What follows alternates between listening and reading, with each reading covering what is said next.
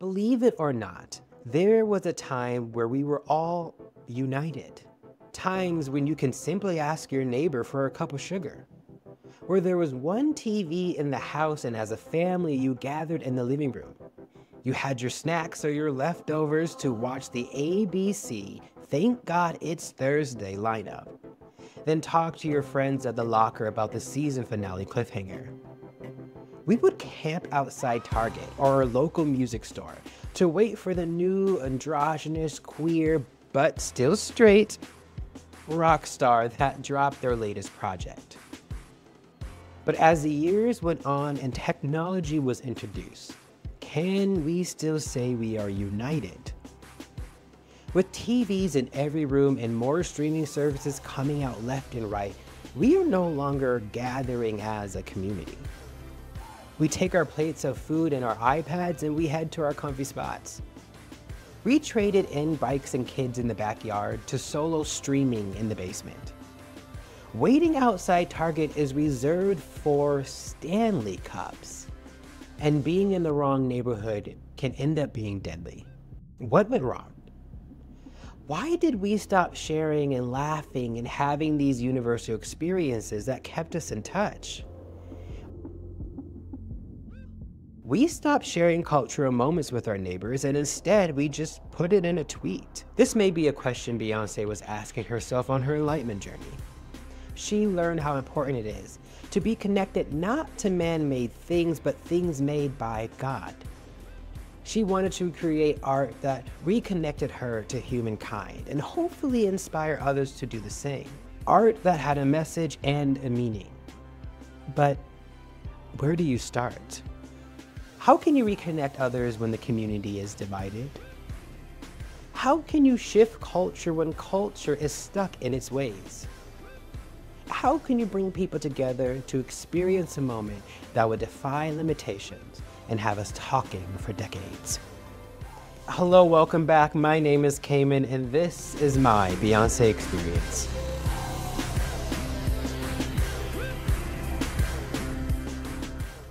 Before this remarkable journey that we're all about to witness with this album and the albums that are yet to come, Bey had to get her mind, body, and soul right. Beyoncé took a much needed R&R that made her take a look at her life and ask the question, what is next? Beyoncé was tired and was feeling uninspired. She needed to find a different type of motivation and inspiration to keep her going. And with a baby on the way, it's time for her to think about her future and her impact. Taking a year off, Beyoncé cleared her mind and refocused on making art and not chasing numbers. Beyoncé dropped 4, an album that was the ending and the beginning of her career, wrapping up the past and laying a foundation to the new and improved Beyoncé. A Beyoncé that is ready to take the reins in her business and take the reins in her creativity. Bye-bye to the R&B pop girl and hello to the musical artist. Also, bye-bye to Daddy Manager.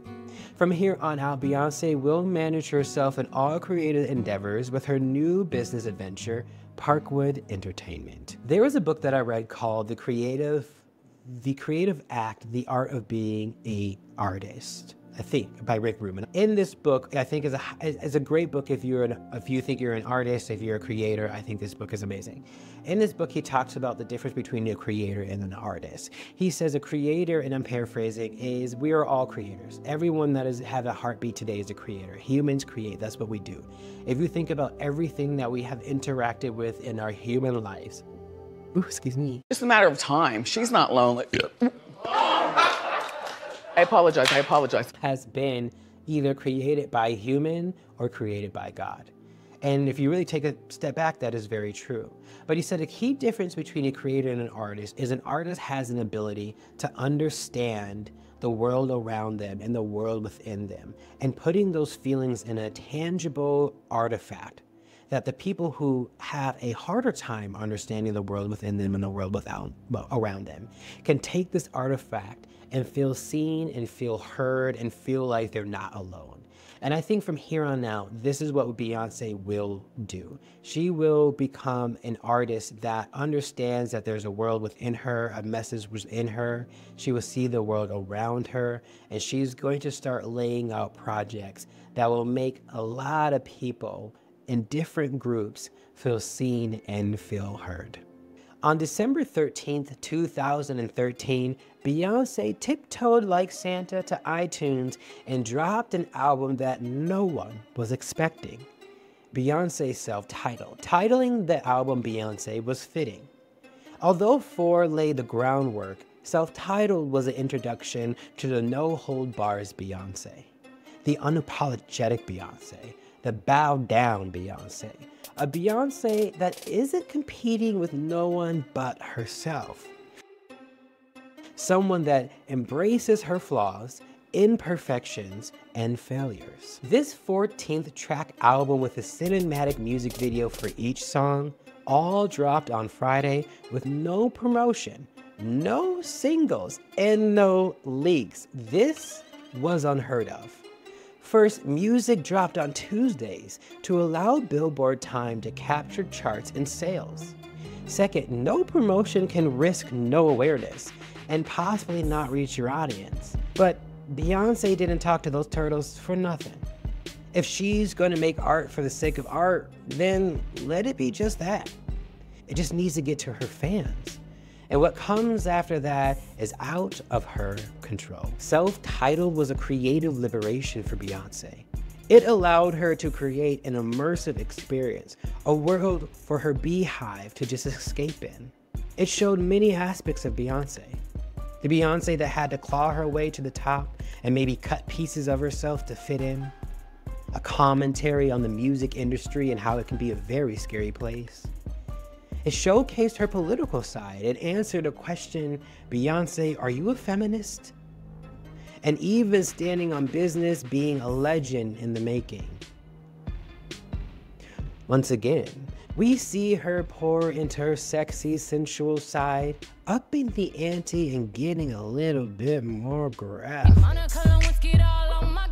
We talked about the competitive side of the entertainment industry and how you have to do things that you don't want to do to get to the top. Maybe stick your leg out so the person can trip and fall, or bust their knee right before they hit center stage. But is it all worth it in the end? When you're looking at those trophies and you know all the shit you had to do to get to them, is it worth holding them high in the sky with blood running down from your palms to your forearms? Now think about doing all of that and still not winning. In these mini documentaries that we got from Beyonce, when she talked about Self-Titled, right? Those little 4 3-minute videos that we got. We all know the infamous quote, no one wants to make bodies of work anymore. No one wants to make albums anymore. Everyone just wants to make singles. Everything burning out quickly. Everything da-da-da-da-da. That was literally over 10 years ago. And we can make a serious argument that is still the same with streaming services. People are now dropping albums, but they're not sticking.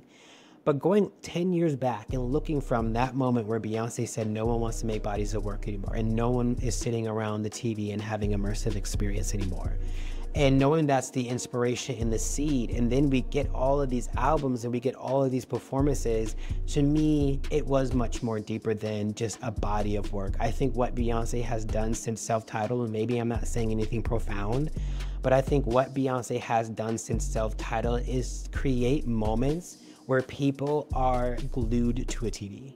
We were glued for Homecoming. We were glued for the Renaissance movie. We were glued with the Disney and the Lion King. We were glued with Self-Titled. Like, that was a moment where we all crashed iTunes. So I guess to me, saying this out loud is like, wow, that was a tiny detail that I missed. Is like when she grew up and she watched Michael Jackson and that Thriller and everyone gathered around the TV.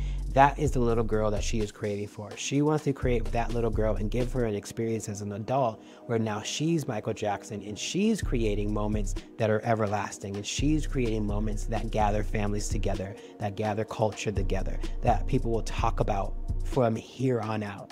And it's not just bodies of work, that's just one piece of it. But I guess I don't know, I guess just doing this project, I was like, damn, that is another piece, is that she's trying to give young Beyonce and all young Beyoncés in the world, hypothetically speaking, that thriller moment that she received. She wants to be that thriller moment for other Beehive members and other people. And when you look at it from that perspective and you look at everything that she created since Self-Titled, she has been doing it. She's been doing with her performances, her concerts, her merch, her businesses, and her album. So yeah. Self-Titled also allowed Beyonce to let go and let God. We know B to be someone that has her plan and her shit together, but not this Beyonce. This new B rolls with the punches. Sometimes you don't always have to have a plan or a permit. Let the music speak for itself. Not every music video needs a full concept. Throw caution out the window. Go with your instincts and see what happens. Self-Titled show that sometimes coloring outside the lines can be just as effective. Pick up that camera and shoot what is around you to unfold something that you weren't expecting. All right, first, we cannot move on from this video without talking about two iconic moments from this era of Beyonce. Now, this one is a little tricky because I guess it slightly came out before the same year as Self-Titled, but when you're on YouTube or iTunes and you look up Self-Titled, Beyonce Self-Titled, the platinum version, you're only going to get the deluxe version and you're only going to get the 2014 version. So I'm sneaking this in, but we have to talk about the 2013 Pepsi halftime show where Beyonce headlined the halftime show. Is it one of my favorite Beyonce performances or one of my favorite Beyonce memories? Maybe C, all of the above? I don't know. But yeah, I mean, what a great Super Bowl. First of all, she brought out Destiny's Child. Second of all, do you guys remember the memes that came out of that when they made her look like the Hulk because she had that ugly Sting face? And then also, we will not let go of that moment where she was supposed to be smack dab in the middle of the, the stage and she missed her silhouette. She crashed, but the power went out during that time. I don't think Jay-Z was, no, he wasn't. I was gonna say, I don't think Jay-Z was part of the NFL, you know, Jay-Z's he's the head HBIC of the music, Super Bowl, whatever he fucking does. So yeah, we had to talk about that because that was iconic. We cannot move on with talking about one of the most historical moments, salacious moment, dramatic moment, iconic moment, death-defying moment, groundbreaking moment of Beyonce's life, Jay-Z's life, Solange's life, fuck it, Julius's life. The infamous, iconic, salacious, dramatic moment that happened in the Met Gala of 2014, where there was a video that leaked of Solange whooping the fuck out of Jay-Z in an elevator. Julius was holding Solange back, and Beyonce just kindly tiptoed to the side. Now, to recap, Beyonce, Jay-Z, Solange, and Julius attended the 2014 Met Gala, where they went into the Met Gala and they came out to the Met Gala to the public. Everything was fine. But shortly after the Met Gala wrapped up, there was a video that leaked where Solange, Beyonce, Jay-Z, and Julius were all in the elevator, and once again, Solange was that fuck 'em up to Jay-Z. Since that infamous moment, there has been speculations, and I believe Jay-Z has confirmed that the reason why Solange was whooping his ass is because he probably may have allegedly, hearsay speculation, cheated on Beyonce. And maybe hearsay speculation, allegedly I don't know, maybe said something that Solange didn't like. Maybe she found out at that day. I don't know. No one knows. But Solange felt like she needed to handle her business, so she handled her business in that elevator. Since that elevator moment, we have gotten an album from Beyonce that explains her side of the stories and her feelings, an album from Jay-Z that explains his side of the story, his side of his feelings. We get an interview with Beyonce that explains it. We get an album from from Solange that explains her side of it, her feelings, and we get a joint album from Jay-Z and Beyonce, once again wrapping up their story and their feelings and how they're moving forward. So from this one infamous elevator fight, we get some of the best music from an amazing musical family that all center around this cheatation, their feelings, their opinions, and I think that should be talked about, because name another musical family that all dropped albums that explain their feelings of one incident. Like, imagine if Michael Jackson was still alive and him and Janet and then the Jackson 5 got together to talk about how shitty their upbringing was. It would be iconic. Now, I usually have a question for Beyonce in every one of my videos. The only question I have for Beyonce is, how the fuck did you just mind your own business and step to the side and just sat there while your sister whooped your husband's ass? If you watch that video, Beyonce just said, "Oh girl, let me move over." Beyonce said, "Oh girl, let me move over." That's the only question I have. How did you kindly just let your sister just handle her business and say, "My sister has something to say for you, Jay, and I'm just gonna kindly move over"? That's my only question for Beyonce. So Beyonce have created some most iconic moments. She dropped an album that stopped the world. She did a Super Bowl performance. I don't really consider Stop the World, but I do consider this elevator moment another world stop. And I would love for the Beehive to comment down below, which one do you think stopped the world the most? Beyonce dropping a self-titled album or that infamous fight in the elevator? Let me know in the comments. Like 9/11, you know exactly where you were when self-titled dropped. For a second, it did feel like Beyonce stopped the world. For a moment, the world was talking about self-titled, whether you liked it or not. We didn't wait outside Target. Instead, we crashed iTunes to listen to the music. We may not have gathered around the TV, but we rushed to YouTube to watch your favorite music video rack up millions of views. When self-titled dropped, we were all together. We were all united. Beyonce's self-titled sold over 800,000 units in the first 3 days, making it the fastest selling album on iTunes at the time of its release. It went on to win 3 Grammy Awards that following year. Beyonce became the first woman to have her first 5 solo projects debut at #1 on the Billboard Chart 200s. I should also mention one of my top 5 performances from Beyonce's comes from the 2014 MTV Music Video Award, where Beyonce gave us a 16-minute performance highlighting all of her music videos from her self-titled album, Beyonce. Beyonce also took home the Michael Jackson Video Van Gogh Award for all of her work in her music videos leading up to her career at that time. Earlier I asked, how can you reconnect others when the community is divided? How can you shift culture when culture is stuck in its ways? How do you bring people together to experience a moment that will defy limitations and have us talking for decades? It's simple. You create an album with no promotion or awareness, then you drop it on a day that no one is expecting, and lastly, you need to be Beyonce. If that doesn't work, have a killer halftime show and a public family fight. That might do the trick. Self-titled was a declaration that Beyonce is the queen. She is no longer a legend in the making. She is now the one to beat. She is the standard. She's a legend, and she is the moment. Now, come on now.